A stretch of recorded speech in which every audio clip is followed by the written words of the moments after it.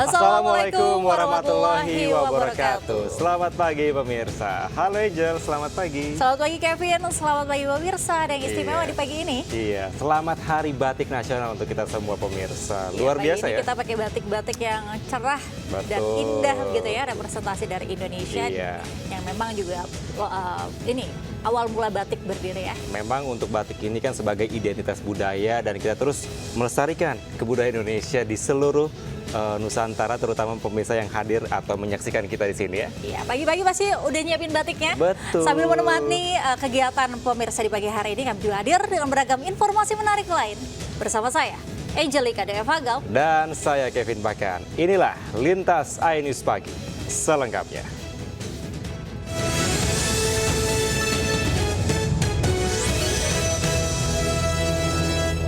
Pemirsa, aksi penipuan tukar uang receh dengan modus hipnotis terjadi di Kota Depok, Jawa Barat. Aksi kejahatan tersebut menimpa korban yang merupakan penjual ayam goreng. Peristiwa ini pun terekam CCTV.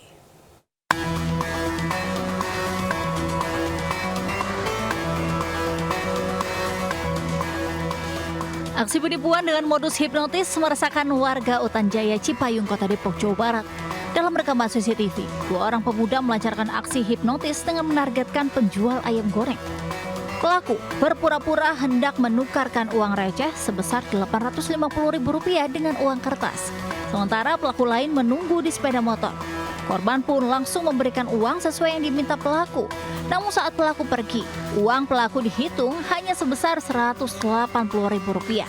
Korban mengaku lengah seolah terhipnotis oleh pelaku.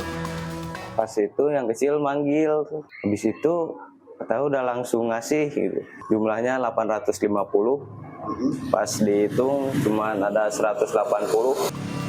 Menurut korban, aksi kejahatan modus hipnotis ini sempat terjadi juga di kawasan tersebut. Warga diharapkan selalu waspada terhadap aksi serupa yang menargetkan para pedagang. Dari Depok, Jawa Barat, Yung Rizky, iNews melaporkan. Pemirsa, nasib malang menimpa seorang nenek pedagang pisang di Bangkalan, Jawa Timur. Ia tak menyangka uang hasil penjualan dagangannya ternyata palsu. Ia pun hanya bisa pasrah meratapi nasibnya.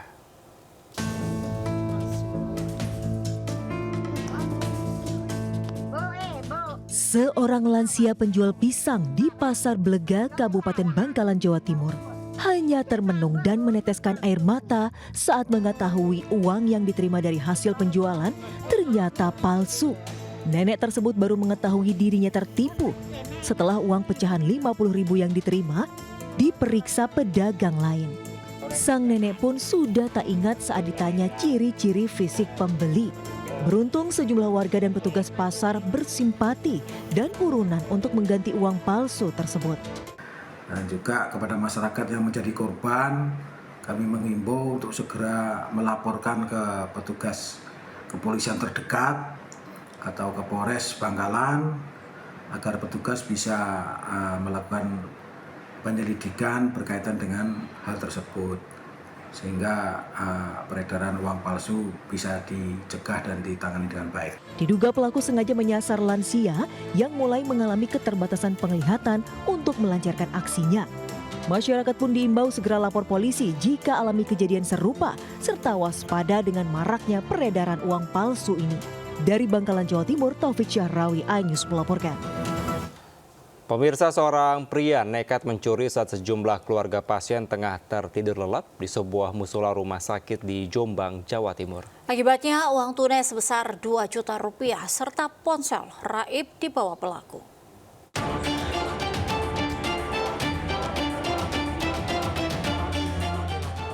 Kamera pengawas merekam aksi pencurian di musola RSUD Jombang, Jawa Timur. Saat sejumlah orang tengah tertidur pulas, pelaku datang sambil memantau situasi. Pelaku kemudian berpura-pura duduk di dekat salah satu korban. Setelah dirasa aman, pelaku langsung mengambil tas lalu kabur. Akibat kejadian ini uang tunai Rp2 juta serta ponsel korban raib dibawa pelaku. Pihak rumah sakit telah memberikan bukti rekaman CCTV kepada korban untuk membuat laporan ke polisi. Diketahui korban merupakan keluarga pasien yang sedang menjalani rawat inap. Kalau masalah hukum sudah ditindaklanjuti dengan pelaporan ke kepolisian untuk mungkin ya beberapa barang bukti seperti CCTV dan lain sebagainya. Kita menunggu keluarganya sakit apa? Iya, menunggu keluarganya sakit.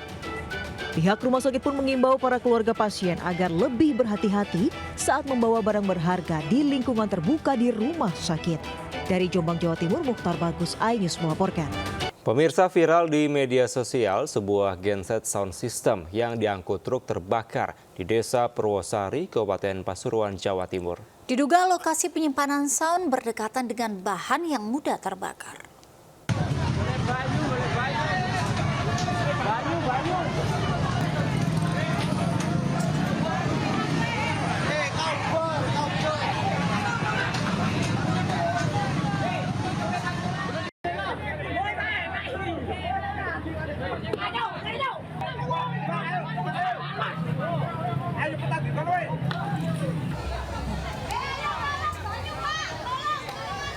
Hendak digunakan untuk karnaval, genset sound system yang diangkut truk terbakar di Desa Pager, Kecamatan Purwosari, Kabupaten Pasuruan, Jawa Timur. Api besar dengan cepat terus menjalar dan membakar hampir seluruh badan mobil dan menghebohkan warga yang berada di sekitar lokasi kejadian. Warga berjibaku untuk memadamkan api dengan alat seadanya. Dari keterangan warga, kejadian bermula saat operator sound hendak mengecek sound guna persiapan karnaval. Diduga alami korsleting listrik, tiba-tiba muncul percikan api disusul dengan kobaran api yang cepat merambat. Beruntung tak ada korban jiwa dalam insiden ini. Api dapat dipadamkan warga sekitar 1 jam, sementara total kerugian ditaksir mencapai puluhan juta rupiah.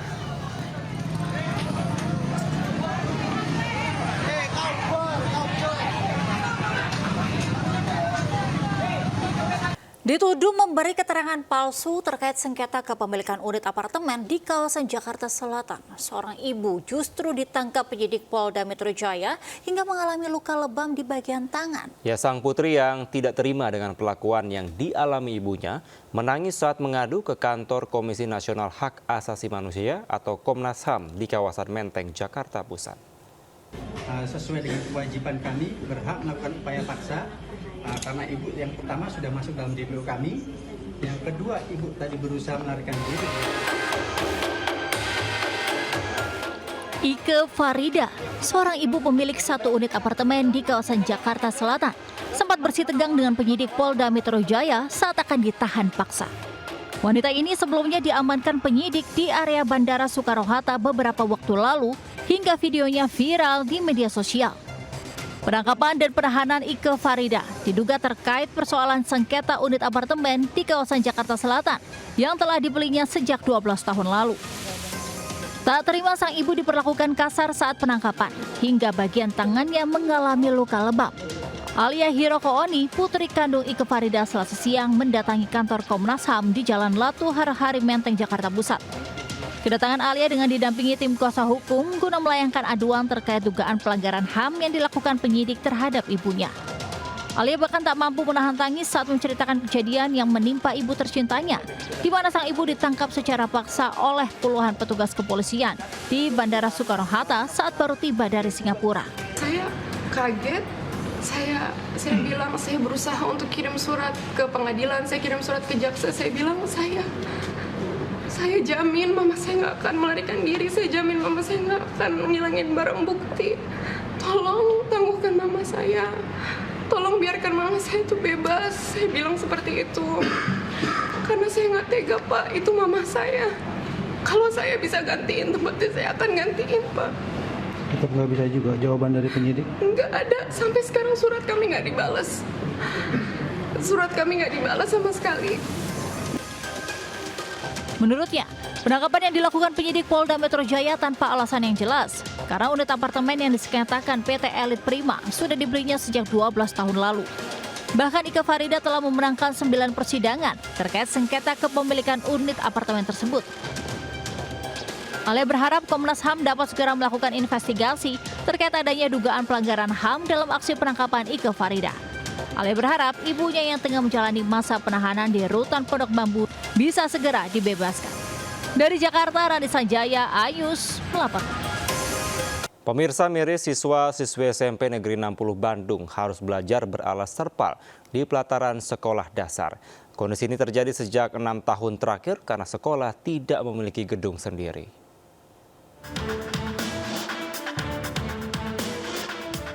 Karena tak memiliki gedung sendiri, siswa-siswi SMPN 60 Bandung terpaksa belajar secara lesehan beralaskan terpal.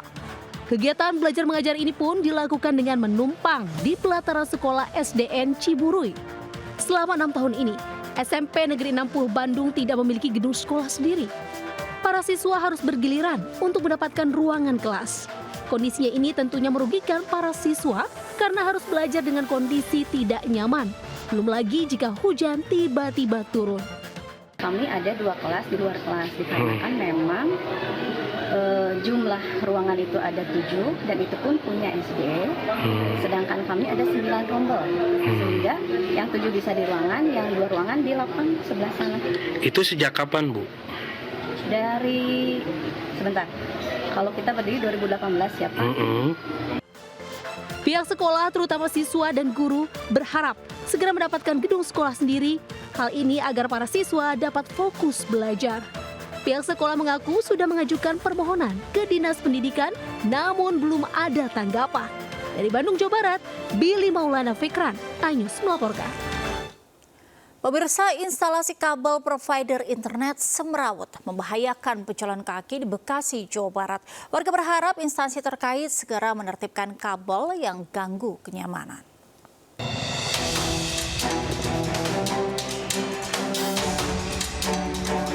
Kabel provider nampak semrawut dan mengganggu kenyamanan di simpang lampu merah Komsen Jalan Suatan Prawibawa Mukti, Jati Asih, Bekasi. Kabel-kabel ini berasal dari berbagai macam provider hingga berserakan di trotoar. Bahkan ada juga gulungan kabel tak beraturan berserakan hingga kondisi semakin semrawut dan membahayakan serta mengancam jiwa warga yang melintas. Keberadaan kabel semrawut ternyata sudah lama, bahkan kabel-kabel diletakkan begitu saja di jalan. Namun hingga kini belum ada tindakan dari instansi terkait maupun pemerintah Kota Bekasi untuk menertibkan. Memang ganti kabel, kalau ganti kabel, ya kabel lama digulung lah, kok didiemin. Kalau memang nggak laku kan urusan yang punya kantor atau apa. Jangan didiemin, asal taruh aja. Jadi nggak bagus lah kota itu. Nggak bagus ya. Selain membahayakan jiwa, keberadaan kabel-kabel semrawut ini juga merusak pemandangan dan estetika kota. Dari Bekasi, Jawa Barat, Rahmat Hidayat, iNews melaporkan. Kita ke informasi lainnya pemirsa, Presiden Joko Widodo memimpin upacara Hari Kesaktian Pancasila di Monumen Pancasila Sakti Lubang Buaya, Jakarta Timur pada Selasa pagi. Peringatan Hari Kesaktian Pancasila ini untuk mengenang 7 perwira TNI yang menjadi korban gerakan 30 September 1965.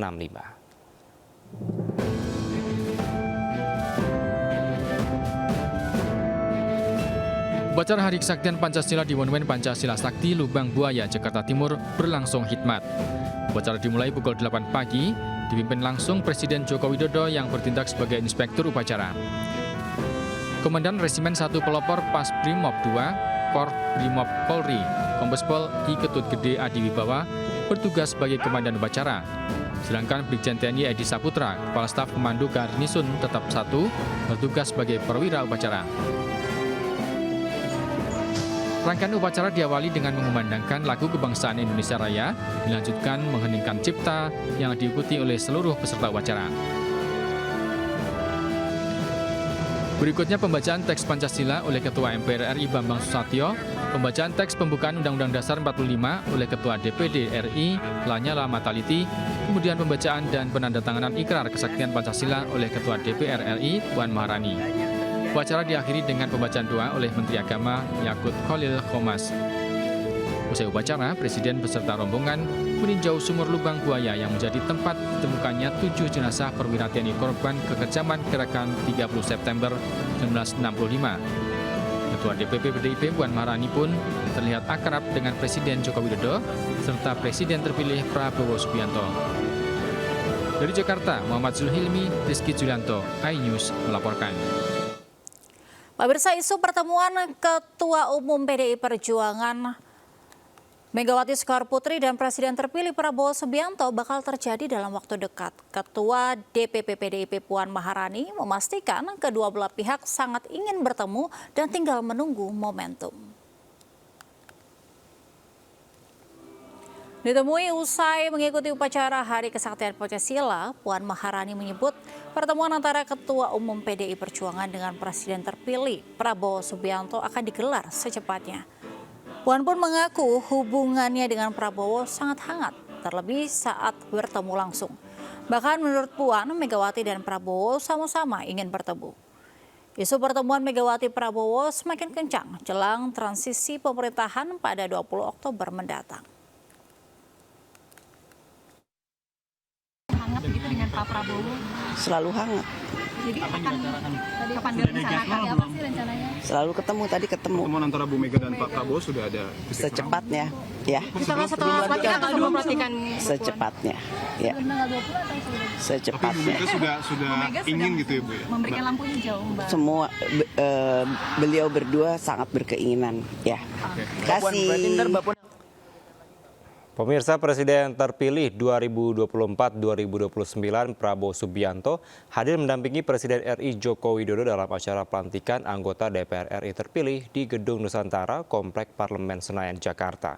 Prabowo datang bersama dengan Jokowi dan berada dalam satu mobil kepresidenan berplat nomor RI 1.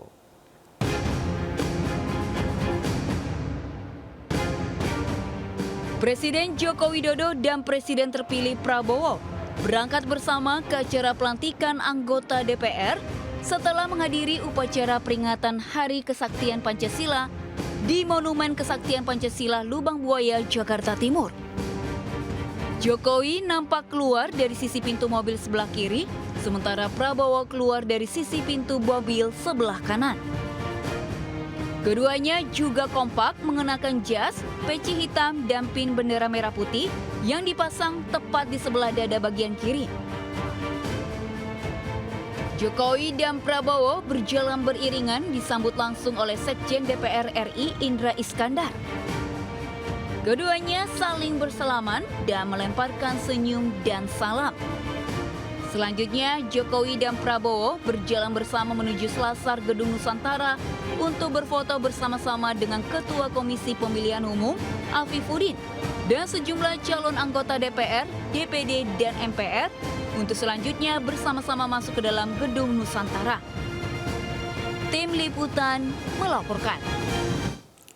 Pemirsa, 580 anggota DPR RI terpilih hasil pemilu legislatif 2024 secara resmi dilantik di Komplek Parlemen Senayan DPR RI. Pelantikan anggota DPR RI periode 2024-2029 juga dihadiri Presiden Joko Widodo dan Presiden terpilih Prabowo Subianto beserta para Menteri Kabinet Indonesia Maju. Ketua DPR RI Puan Maharani kembali terpilih menjadi Ketua DPR RI periode 2024-2029.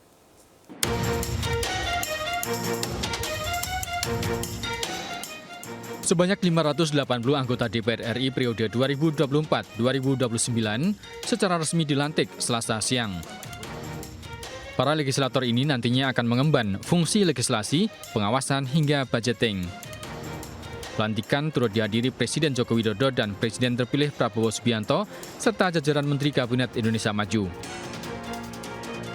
Sidang pelantikan yang dipimpin anggota DPR RI tertua, yakni Guntur Sasono selaku Ketua MPR sementara, didampingi oleh anggota DPD RI termuda, yakni Larasati Moriska selaku Wakil Ketua MPR sementara. Sekjen DPR Indra Iskandar membacakan keputusan Presiden tentang peresmian keanggotaan DPR periode 2024-2029. Selanjutnya, para anggota DPR ini mengucapkan sumpah janji sebagai anggota DPR dipandu Ketua Mahkamah Agung MA Muhammad Syarifuddin. Total sebanyak 580 calon anggota DPR RI terpilih, 152 calon anggota DPD RI terpilih berdasarkan surat keputusan KPU tentang hasil pemilu 2024 periode 2024-2029. Sementara partai politik yang lolos menduduki Senayan berjumlah 8, yakni PDIP, Golkar, Gerindra, PKB, Nasdem, PKS, Demokrat, dan PAN. Sementara itu dalam pemilihan pimpinan DPR Selasa sore, Putri Presiden kelima Megawati Soekarno Putri, Puan Maharani dari fraksi PDIP kembali terpilih sebagai Ketua DPR RI periode 2024-2029. Berikutnya Sufmi Dasko Ahmad dari fraksi Gerindra kembali terpilih sebagai Wakil Ketua DPR. Adis Kadir dari fraksi Golkar sebagai Wakil Ketua DPR. Selanjutnya, Cucun Ahmad Syamsurijal, Wakil Ketua DPR dari PKB, dan Saan Mustafa, Wakil Ketua DPR dari Partai Nasdem. Dari Jakarta, Nata Arman, Sutresno, iNews melaporkan. Pemirsa, anggota DPR terpilih periode 2024-2029 Jamaluddin Malik menarik perhatian dengan memakai kostum Ultraman menjelang dilantik sebagai anggota DPR. Sebelumnya Jamaluddin Malik juga pernah viral karena kampanye memakai kostum Ultraman. Anggota DPR terpilih periode 2024-2029 Jamaluddin Malik menarik perhatian dengan memakai kostum Ultraman menjelang dilantik sebagai anggota DPR. Sebelumnya Jamaluddin Malik, caleg Ultraman DPR RI Dapil 2 Jawa Tengah ini juga pernah viral karena kampanye memakai kostum Ultraman. Jamaluddin Malik tampak mendatangi gedung DPR dengan kostum Ultraman berwarna biru dan juga abu-abu. Lampu juga terlihat menyala dari kostum Jamaluddin. Kostum yang Jamaluddin kenakan ini memang terbilang agak lain ketimbang anggota DPR terpilih lainnya. Rata-rata anggota DPR terpilih lainnya mengenakan setelan jas atau baju khas daerah. Namun kader Golkar dari Dapil 2 Jawa Tengah ini justru memilih mengenakan kostum Ultraman yang menjadi ciri khasnya semenjak kampanye.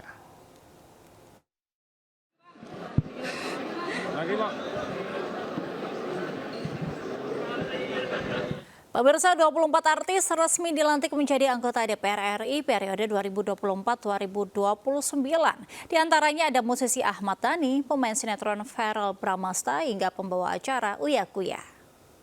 Anggota MPR sebelum melakukan dan memangku jabatannya mengucapkan sumpah. 580 anggota DPR RI resmi dilantik hari ini. 24 anggota dewan diantaranya merupakan selebritis, baik yang berkecimpung di dunia tarik suara, pemain sinetron, komedian, hingga pebalap. Yang pertama ada pasangan artis Ahmad Dhani dan Mulan Jamila yang dilantik sebagai anggota DPR RI dari fraksi Partai Gerindra. Ahmad Dhani berhasil lolos dari Dapil Jawa Timur 1, sedangkan Mulan Jamila berhasil lolos dari Dapil Jawa Barat 11. Kemudian ada juga artis Surya Utomo atau Uya Kuya.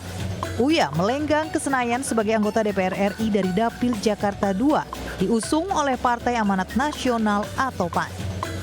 Selain Uya, ada penyanyi Nafa Urbah yang merupakan anggota DPR RI dari fraksi Nasdem. Nafa lolos ke Senayan dari Dapil Jawa Tengah 6. Tapi yang pasti happy, senang karena kita nggak sabar. Terus persiapannya yang pasti abis ini kita kan udah tahu di mana komisi yang ditentukan. Disitulah nanti kita akan benar-benar konsentrasi supaya kita bisa berdampak lebih untuk masyarakat. Sementara artis Verrell Bramasta dilantik sebagai anggota DPR yang kini didampingi ibunya, Vena Melinda. Dilantik jadi anggota DPR RI periode 2024-2029. Mudah-mudahan bisa mengemban amanah ya, khususnya Jabar 7, dapilnya kakak, dan insya Allah masuk komisi 10, komisi pendidikan. Jadi cocok banget, mudah-mudahan nanti bisa meningkatkan ya kualitas pendidikan di Indonesia. Ada juga Arzetti Bilbina yang kembali terpilih menjadi anggota DPR RI dari Partai Kebangkitan Bangsa. Dari Jakarta, tim Liputan iNews melaporkan. Pemirsa, calon Gubernur DKI Jakarta nomor urut 1 Ridwan Kamil menemani sang istri Atalia Praratia dalam pelantikan anggota DPR RI tahun 2024-2029. Atalia disebut memiliki Komisi 8 yang membidangi urusan agama, sosial, dan pemberdayaan perempuan lantaran sesuai dengan kegemarannya.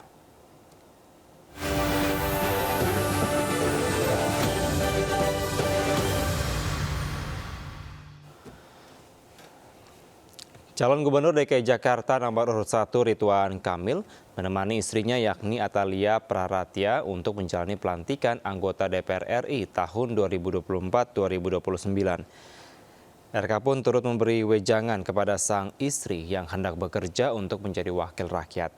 RK menyebut Atalia memilih Komisi 8 lantaran sesuai dengan passionnya.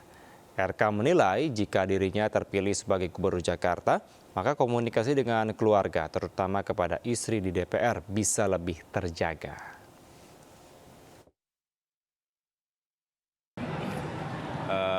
Mudah-mudahan keterwakilan perempuan di DPR makin lama makin tinggi. Salah satunya kan diwakili oleh Ibu Atalia ya, peraih suara terbanyak di Dapil Bandung Cimahi. Istri saya, beliau memilih di Komisi 8 di bidang sosial, kebencanaan, di bidang perempuan dan perlindungan anak sesuai passionnya. Dan saya meyakini insya Allah beliau amanah dan sesuai dengan minatnya akan memberikan sumbangsi luar biasa ke negara melalui aktivitas, melalui legislasi dan lain-lain. Pemirsa, calon Gubernur Jakarta Pramono Anung menjanjikan para pemegang KJP dapat menikmati wisata di Jakarta secara gratis. Kebijakan ini merupakan bagian dari visi untuk meningkatkan kualitas hidup dan kesempatan belajar bagi anak-anak serta pelajar di Jakarta. Sementara calon Wakil Gubernur Rano Karno akan berpihak pada sektor pendidikan, tak terkecuali pondok pesantren.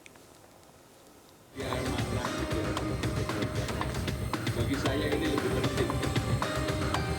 Pengakuan beberapa masyarakat pemegang KJP atau Kartu Jakarta Pintar belum pernah menikmati wisata di Jakarta seperti Ancol, Taman Mini, ataupun Ragunan menjadi perhatian calon Gubernur Pramono Anung. Aspirasi tersebut sampai ke Pramono Anung saat mendatangi dan menyapa warga Pesanggerahan Jakarta Selatan. Menurut Pramono, isu ketimpangan sosial yang dihadapi masyarakat harus dihilangkan, terutama antara kelas menengah ke atas dan masyarakat menengah ke bawah. Karenanya, jika terpilih memimpin Jakarta, Pramono Anung akan membuat kebijakan para pemegang KJP dapat masuk ke tempat-tempat wisata di Jakarta secara gratis.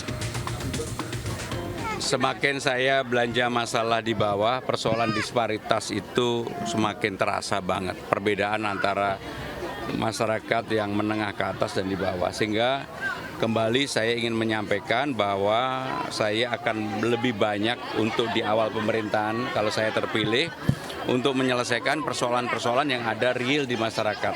Mulai dari Kartu Jakarta Sehat, Kartu Jakarta Pintar, lansia, kemudian Jumantik, Dasar Wisma, dan sebagainya. Sementara calon Wakil Gubernur Rano Karno atau Bang Dul bersilaturahmi ke Pondok Pesantren Asyidikiyah, Jakarta Barat. Selain berkunjung dan berbincang dengan pimpinan Pondok Pesantren Asyidikiyah, Kiai Haji Ahmad Mahrus Iskandar, Rano Karno juga berkeliling melihat fasilitas Pondok Pesantren, serta berziarah ke makam ayah Kiai Ahmad yang merupakan pendiri Pondok Pesantren. Rano pun menyampaikan akan fokus dan berpihak ke sekolah pendidikan termasuk pengajaran di Pondok Pesantren jika terpilih dalam Pilkada Jakarta mendatang. Dari Jakarta, Tim Liputan iNews melaporkan. Pemirsa, menjelang pemilihan Kepala Daerah Serentak 2024, Ketua Umum DPP Partai Perindo, Angela Tanusudibyo, memimpin langsung konsolidasi di DPW Partai Perindo Nusa Tenggara Barat. Dalam kunjungannya ini, Angela memberikan arahan khusus serta memperkuat strategi pemenangan calon kepala daerah yang telah diusung Partai Perindo.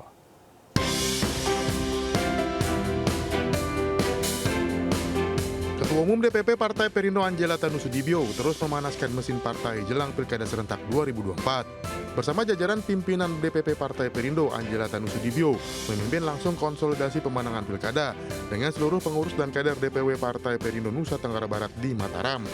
Kehadiran Angela Tanusudibyo yang juga Wamen Parekraf ini untuk memberikan arahan semangat serta strategi pemenangan calon kepala daerah yang telah diusung partai berlambang Raja Wali mengembangkan sayap ini. Dengan konsolidasi hari ini kita bisa makin solid ya, memberikan dukungan penuh tentunya kepada calon-calon kepala daerah kita untuk bisa turun ke tengah masyarakat, hadir di tengah masyarakat, dan sehingga masyarakat bisa melihat betul-betul hati dari para calon kepala daerah kami bahwa inilah para pemimpin-pemimpin yang ingin mensejahterakan masyarakat. Pada Pilgub NTB, Partai Perindo resmi mendukung kadernya Siti Rohmi Jadilah yang berpasangan dengan Musyafirin. Keduanya dinilai dapat mensejahterakan masyarakat Nusa Tenggara Barat dengan program-program pro rakyat. Memiliki elektabilitas tertinggi dari berbagai lembaga survei, menjadi bukti kepercayaan masyarakat NTB terhadap Siti Rohmi sebagai sosok pimpinan wanita yang menjunjung tinggi komitmen kerja dan sepenuh hati melayani masyarakat. Kita kedatangan ketum kita dan sangat berbahagia dengan kedatangan beliau, menambah semangat bagi kami di NTB untuk berjuang memenangkan Pilkada 2024 ini.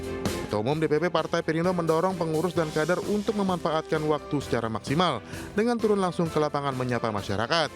Dari Mataram, Nusa Tenggara Barat, Hari Kasidi, iNews melaporkan. Pemirsa, Wakil Menteri Pariwisata dan Ekonomi Kreatif Angela Tanusudibio ikut menyaksikan secara langsung balapan MotoGP Indonesia 2024 di sirkuit internasional Mandalika, Kabupaten Lombok Tengah, Nusa Tenggara Barat. Event kelas dunia ini diharapkan dapat mendorong kinerja sektor pariwisata dan ekonomi kreatif di Indonesia.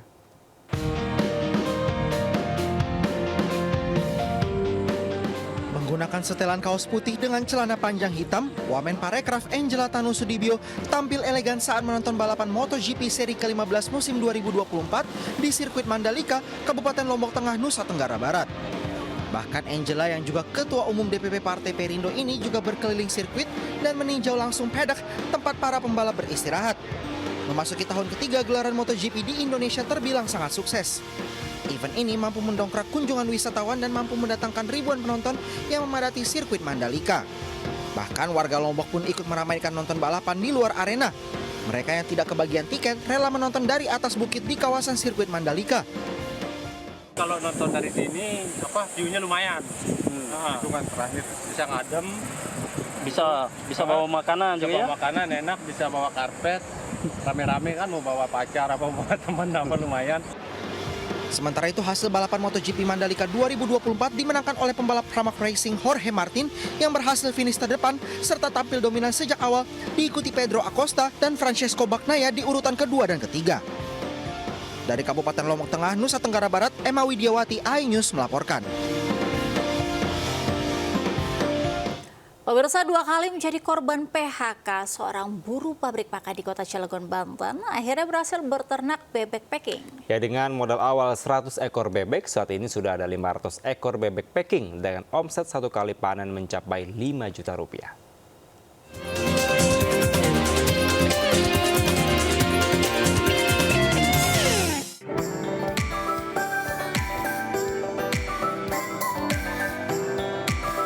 Dua kali dipecat dari pekerjaan akibat dampak pandemi COVID-19 tidak membuat Maruroji putus asa. Pria asal Kelurahan Taman Baru, Kecamatan Citangkil, Kota Cilegon ini bangkit dengan merintis usaha beternak bebek packing. Bermodal 100 ekor bebek packing, lambat laun Maruroji kini berhasil mengembangkan ternaknya menjadi 500 ekor bebek. Ilmu cara beternak bebek packing yang benar dan menghasilkan ia peroleh saat bekerja sebagai supplier pakan ternak. Sambil mengirim pakan, ia rajin bertanya kepada para peternak, kemudian memutuskan memulai beternak. Menurutnya, pertumbuhan bebek packing cukup cepat, sehingga dalam sebulan dapat panen hingga 3 kali. Dalam sekali panen, ia mendapatkan penghasilan tak kurang dari 5 juta rupiah. Meski demikian, usaha Maruroji bukan tanpa halangan. Kendala besar yang dihadapinya adalah tingginya harga pakan ternak. Saya siasatin dari limbah pasar. Contoh kayak ikan, dalaman ikan. Saya beli alatnya, mesin giling daging. Saya giling, saya aduk pakai ampas, sayuran, termasuk kayak gandum reject, tepung reject bisa beli. Hasilnya? Ya, hasilnya alhamdulillah. Maruroji dan peternak bebek packing lainnya berharap mendapat bantuan pemerintah daerah untuk mengembangkan usaha beternak bebek, mengingat tingginya permintaan daging bebek di masyarakat. Dari Kota Cilegon, Banten, Iskandar Nasution, iNews melaporkan. Ya, pemirsa, bagi Anda penggemar kuliner bakso, Anda perlu mencoba mencicipi menu bakso yang satu ini karena ukurannya yang cukup besar. Ya, satu porsi bakso hot plate berukuran jumbo bisa disantap oleh 4 orang.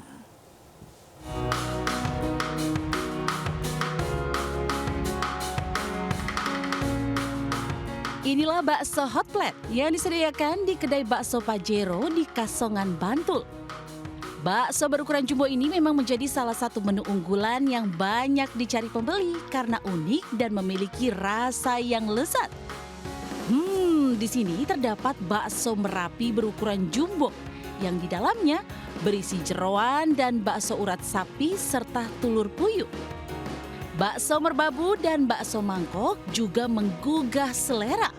Satu buah bakso seberat 500 gram hingga 1 kilo ini diolah di atas hot plate. Bakso berukuran jumbo ini kemudian diguyur dengan saus mentai dan ditaburi aneka sayuran seperti butiran jagung muda dan cacahan wortel. Selain bakso hot plate yang terdiri dari beberapa varian, warung spesial bakso ini juga menawarkan bakso sengkel, yakni tulang sengkel sapi plus sumsum dibalut dengan bakso daging sapi yang cukup tebal. Saya sebagai penikmat bakso sih, wah ini cocok lah di lidah saya, enak, pas. Harganya? Untuk harganya ini 99.000, cocok lah untuk bakso kayak gini, worth it lah di lidah saya. Rasanya itu yang paling penting pedesnya ya, nampol banget di lidah gitu. Sebelumnya udah pernah belum? Belum pernah, unik juga yang paling penting. Seporsi menu bakso hot plate ini dijual dengan harga kisaran Rp50.000 disesuaikan dengan berat dan isian di dalam bakso. Warung bakso Pajero yang berada di Kasongan Jalan Bantul ini membuat menu bakso hot plate yang cukup unik agar berbeda dari menu bakso lain.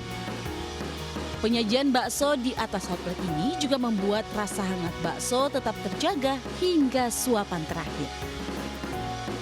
Dari Bantul, Yogyakarta, Trisna Purwoko, iNews melaporkan. Ya, pemirsa, Next Hotel Yogyakarta bersama dengan MNC Peduli menunjukkan kepeduliannya dalam melestarikan lingkungan dengan melakukan penanaman mangrove di kawasan Muara Pandan Simo, Bantul, Yogyakarta.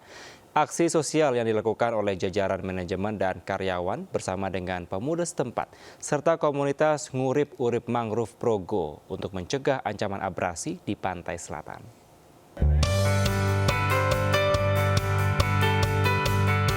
Jajaran manajemen dan karyawan Next Hotel Yogyakarta antusias dan bersemangat melakukan penanaman mangrove di Muara Pandan Simo, Kabupaten Bantul, Yogyakarta. Penanaman sekitar 100 bibit pohon mangrove ini dibantu komunitas Ngurip Urip Mangrove Progo yang konsisten melakukan perawatan mangrove di kawasan pantai Pandan Simo, Kabupaten Bantul. Menanam bibit pohon mangrove 100 pohon, Bapak. Kami bertujuan supaya kita bisa berkolaborasi, membantu alamnya biar lebih asri, lebih bagus ke depannya, Pak.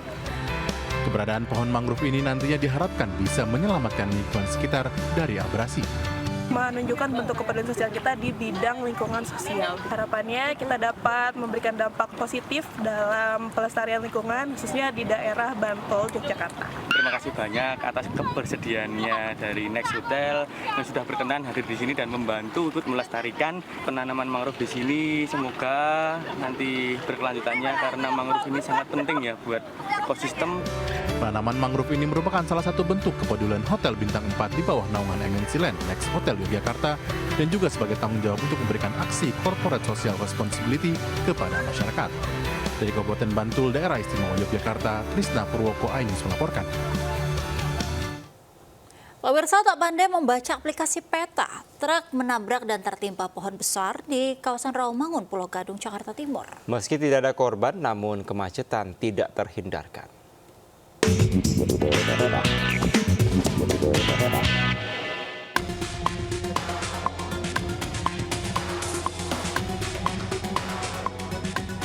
Petugas berusaha menyingkirkan batang pohon setinggi 7 meter yang menimpa truk kontainer di Jalan Balai Pustaka, Rawamangun, Jakarta Timur. Sebelumnya pohon tumbang akibat tertabrak truk setelah sopir mencari jalan alternatif menggunakan aplikasi petunjuk arah. Naas, sopir tak melihat ada pohon besar hingga tertabrak truk dan menimpanya. Evakuasi pun berlangsung lebih dari 2 jam. Meski tidak ada korban jiwa, namun truk mengalami kerusakan. Kita lihat yang meter 21 lah, kalau 21 meter, 21 cm diameternya. Untuk kronologisnya, karena jalan Sementara Jalan Balai Pustaka sempat ditutup selama proses evakuasi hingga menyebabkan kemacetan yang cukup parah. Dari Jakarta, Rio Manik, iNews melaporkan. Karena tidak memiliki barcode isi BBM Pertalite, seorang pria mengamuk dan mengancam dengan senjata tajam di SPBU Amesangan Sengkang, Wajo, Sulawesi Selatan. Aksi pelaku viral hingga polisi mengamankannya. Wih, bawa parang, bawa badi. Emosi karena tidak bisa mengisi BBM jenis Pertalite, ER 45 tahun mengamuk sambil membawa senjata tajam di SPBU Amesangan Sengkang, Kecamatan Tempe, Wajo. Aksi pelaku pun memicu kemarahan warga lain hingga nyaris babak belur dihakimi massa. Pelaku segera kabur sementara senjata tajam diamankan warga. Usai viral, pelaku pun digelandang ke Polsek Tempe. Hasil pemeriksaan, pelaku melakukan aksi tak terpuji lantaran tidak diizinkan mengisi BBM jenis Pertalite karena tidak memiliki barcode. Menginginkan untuk diisikan kendaraannya, namun dia tidak memiliki barcode. Sehingga pada waktu itu dia ngamuk, kemudian 15 menit kemudian dia kembali ke kendaraannya, kemudian mengambil sebilah badik. Akibat aksinya ini pelaku dijerat dengan Undang-Undang Darurat Nomor 2 Pasal 1 dengan ancaman kurungan 4 hingga 10 tahun penjara. Dari Kabupaten Wajo, Sulawesi Selatan, Amnar Sengkang, Ainus melaporkan. Pemirsa, pemilihan Ketua DPD RI 2024-2029 diwarnai keributan antara dua calon ketua Sultan Najamuddin dan Lanyala Mataliti. Cekcok panas terjadi saat formulir dukungan 25% dibagikan usai 1 jam rapat yang penuh interupsi. Dua bakal calon Ketua DPD RI 2024-2029 Sultan Najamuddin dan Lanyala Mataliti terlibat cekcok jelang pemilihan Ketua DPD dalam rapat paripurna perdana Selasa malam. Beberapa senator lainnya kemudian merubung saat keduanya terlibat cekcok. Sementara senator lainnya berseru agar petugas keamanan turut menengahi. Namun di tengah perdebatan, Lanyala meninggalkan perdebatan dan menuju meja pimpinan rapat. Sultan pun berusaha mengejar Lanyala namun dicegah senator lain. Dalam rapat ini muncul 2 paket bakal calon pimpinan DPD RI. Paket pertama kubu Lanyala Mataliti sebagai ketua dengan Nono Sampono Elviana dan Andi Muhammad Ihsan sebagai bakal calon wakil ketua. Paket kedua kubu Sultan Najamuddin sebagai ketua dengan GKR Hemas Yoris Rawiai dan Tamsil Lindrung selaku bakal calon wakil ketua. Pemirsa, tadi sekaligus menutup lintasan pagi hari ini. Dan pemirsa, berita-berita tadi juga dapat Anda baca selengkapnya melalui portal okezon.com. Saya Angelika Devagam. Dan saya Kevin Pakan, pamit undur diri. Selamat Hari Batik Nasional, selamat pagi, selamat beraktivitas. Wassalamualaikum warahmatullahi wabarakatuh.